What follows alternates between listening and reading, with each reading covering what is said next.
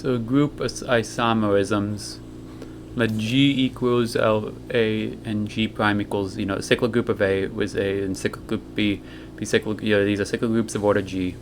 Complete the table so that alpha and beta are isomorphisms from G to G prime, and I list double click below the table. They give you A squared, A cubed, A4, A5, A alpha X, beta X. You have B and B to the fifth for A. And from that you can figure out A squared, A third, A fourth, A fifth, and even A to the sixth, which is down here equal to E. That's why they gave you that. They gave you what A is for each function. So G equals A is, of course, I write it out just real quick if you need it. A squared, A, cyclic, till get to E and repeats. So alpha of A squared is equal to alpha of A times A, which equal to alpha A times alpha A, which equal to B times B, which equal to B squared, and so on. You can technically do this for all of them, just, and I even show it as like alpha times alpha times alpha of A, so it's B cubed, B to the fourth, you get B to the fifth same way, and of course alpha B is equal to alpha to A to the sixth, you can write it as really wanted to, which is equal to B6, which is equal to E prime. Same with beta. So yeah, that's always, E is going to always give you E prime basically for these, I think, a lot of them when they're like this. So yeah, A is this one's pretty simple, alpha X, because it's just, multiples of B, like basic ones. A to the fourth is I even wrote as alpha A cubed, this to show you technically do B cubed times B equals B fourth, same as it's A times A times A times A, 4 times, it's 4 A's basically multiplied together, so you get it, B to the fourth power. Because alpha of A is B, alpha of A is B, all the time. Alpha of A equals B, so 4 times 4B, 4 times, B times B times E times C, is equal to B to the fourth. So that's simple. Now, when you have beta of A is equal to B fifth, you have to do a little bit of thinking about this. So just the first one, beta of A squared, is beta A times beta A. So that's B to the fifth times B, so B to the tenth, and then you make that B to the sixth times B to the fourth, because you can do that. Because B to 4 plus 6 is 10, so you can do that. So then it's E prime times B to the fourth, which is equal to B to the fourth. And this goes on for all of these as shown. Eventually get to the fourth. So you go through them all. Eventually, well, this time I did B to the fourth times B to the fifth, because that's what beta alpha. You can do it that way, and B to the cubed. Or you can do it like this, where beta alpha fourth is B to the fifth to the fourth power, basically. Because you multiply 4 times. So it's B to the 20th, which is equal to B to 18th times B to the second. So, because B to the 18th is B to the 6th cubed, Z squared. So it's E prime again, because E prime cubed is E prime times B squared. So B squared. B is the same way again. Beta A to the fifth, same way. You get B. That process. And that's how you do this. You fill in this table like this. And part 2, explain why there are just 2 isomorphisms from G to G prime. So you can see all the choices and eliminate all of them except for the ones that we know, and that's just the 2 here. A and B to the fifth for what the function of A can be. And it's alpha and beta. You can do, I chose alpha for all of them. I show you beta, the same thing if you do it. So we let alpha of A equal E prime. Then we find a contradiction for each of these. Which I think there's another way to do it, but for now, let's for this, let's just do this way since it works out. This is a way to show it. It's a contradiction technically, so it works. We're showing that it does not work for a certain case. It's supposed to work. So if it's equal to E primes, then alpha of A squared is equal to alpha A times alpha A, which is equal to E prime times E prime, which is equal to E prime. So alpha A equals alpha A squared, which means that alpha not injective, because you'd have A not equal to A squared, but alpha A equals alpha A squared. They have to be, you'd have to have it be the same. So nope. So alpha not isomorphic because it's not injective.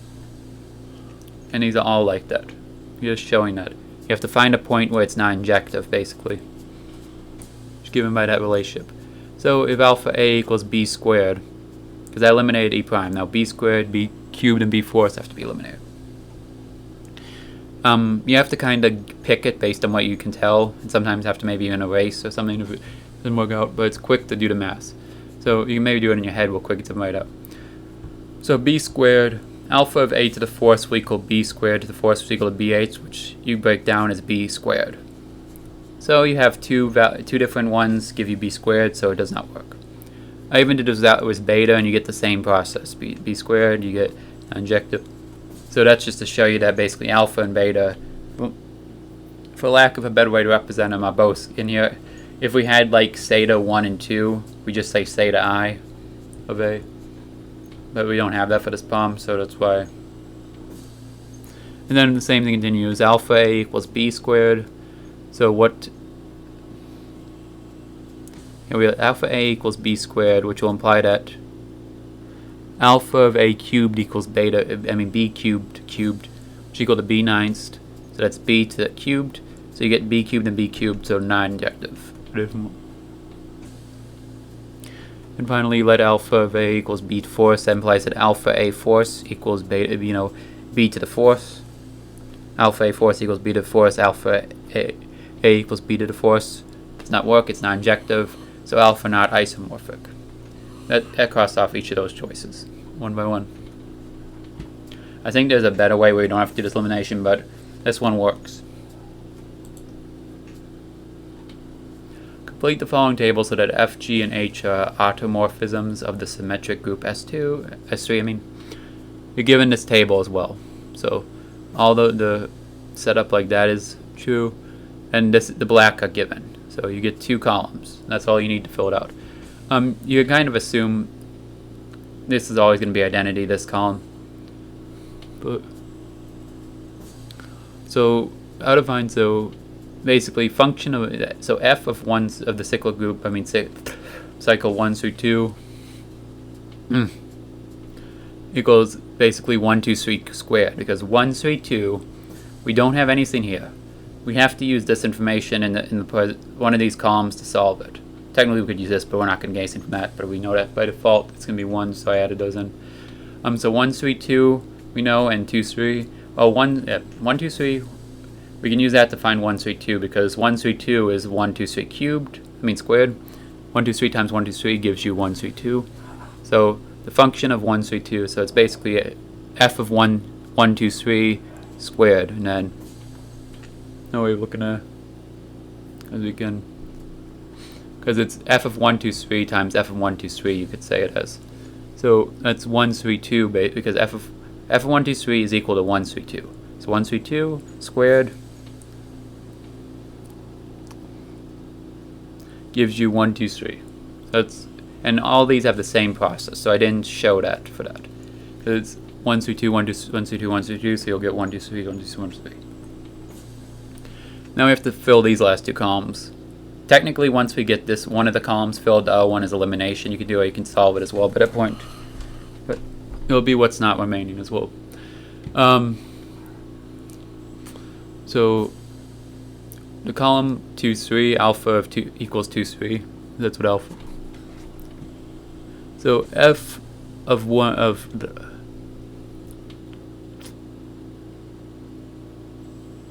oh no, we want 1, 3. Yeah, we want alpha equals 1, 3, the f, g, alpha, g of alpha, and h alpha.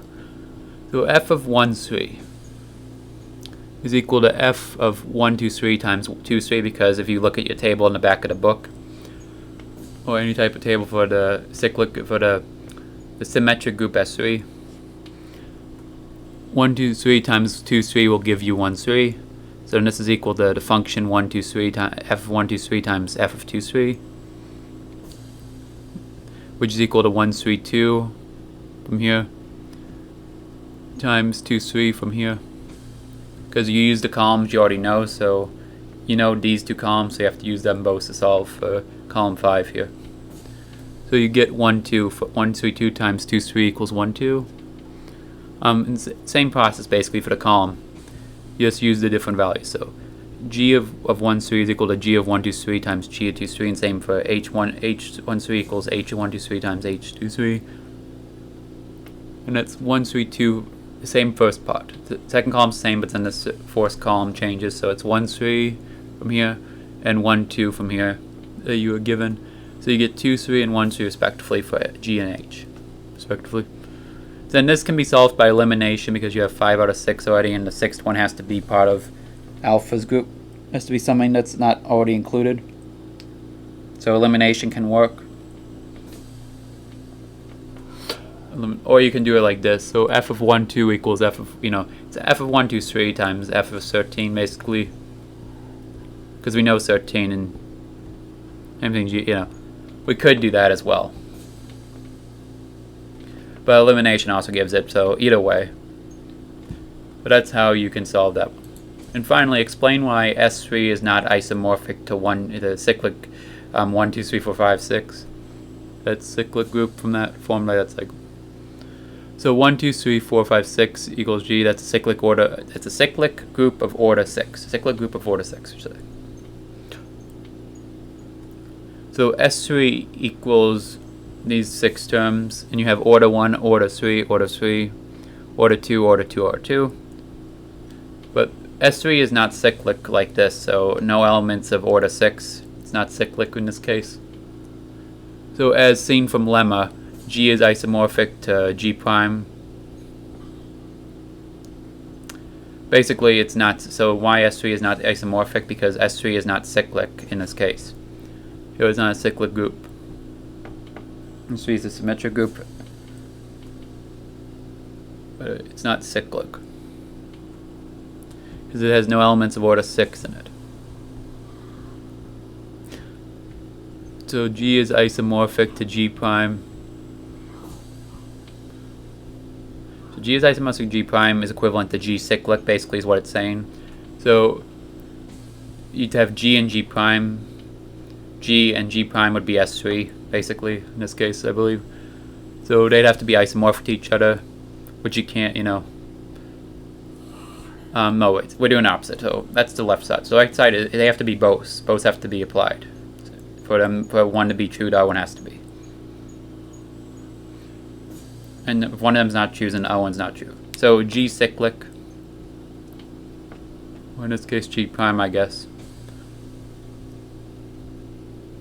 But it depends on what reference. I guess G would be, S3 is not isomorphic to this. So whatever. Point is that this equivalency is not working. They're not cyclic. S3 is not cyclic, so they're not isomorphic to each other. S3 is not isomorphic. Okay. S3 is not cyclic, so S3 is not isomorphic to G prime. If S3 was cyclic, then yeah, it could be. It would be. So that lemma gives it to you, and that's all you have to know for that section.